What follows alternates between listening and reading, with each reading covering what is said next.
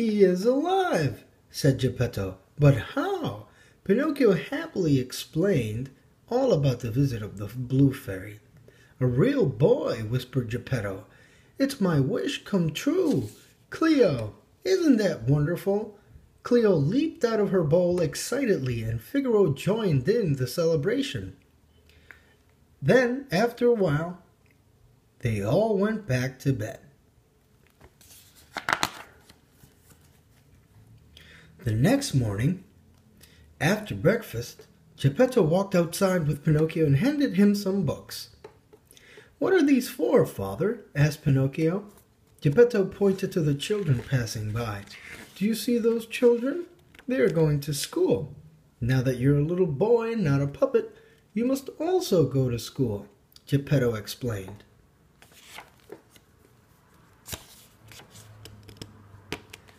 With an apple in one hand and his school books in the other, Pinocchio hurried off in search of the school. He wanted to be like all the other boys and girls. "I'll make Father proud," he said, gaily swinging his books and whistling. Pinocchio walked through the village, quite unaware that he was being watched by two very suspicious-looking characters.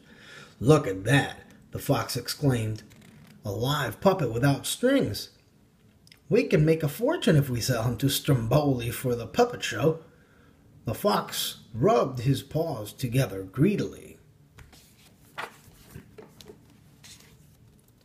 As Pinocchio walked by, the fox tripped him with his cane. "Oh, I'm terribly sorry," apologized the fox. "Allow me to introduce myself. I am J. Worthington Foulfellow, but my friends call me Honest John," he said with a bow. And this is my friend Gideon," he added, pointing to the cat standing beside him.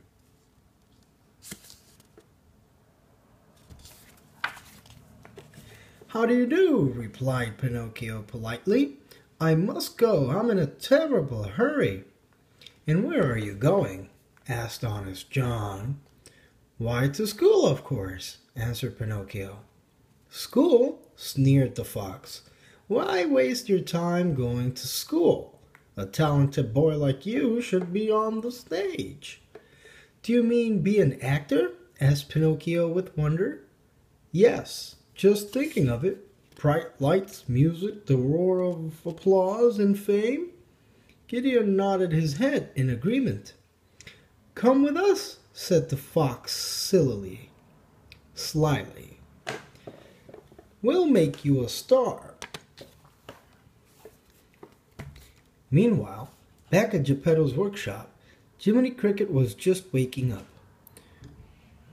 "Whoo!" said Jiminy, hurrying into his hat and coat. "Fine conscience I turned out to be." Late the first day, he fixed his tie, buttoned his vest, and ran out the door. "Oh well," said Jiminy, racing after Pinocchio. "He can't get into much trouble between here and school."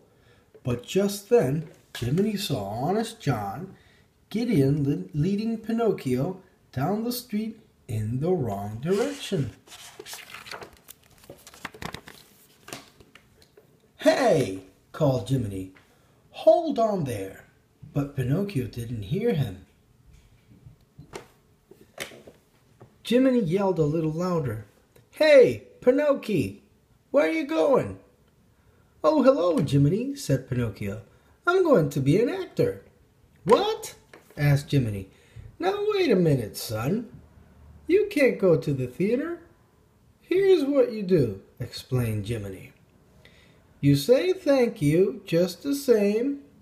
You're sorry, but you've got to go to school." "Right," said Pinocchio. "Pinocchio, oh Pinocchio," called Honest John. "Yoo-hoo!"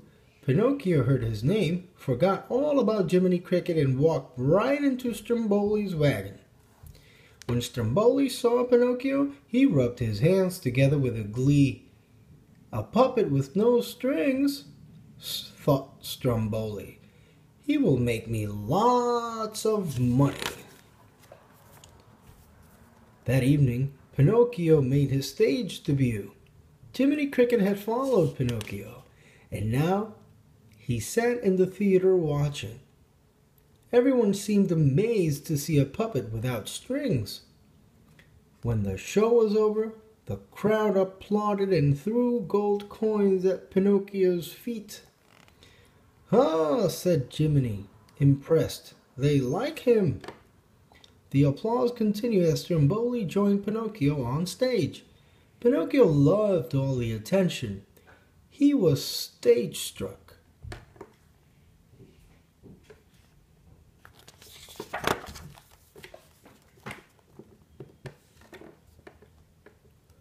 Meanwhile, Geppetto was very worried. When nightfall came, he and Figaro went out to search for the missing Pinocchio.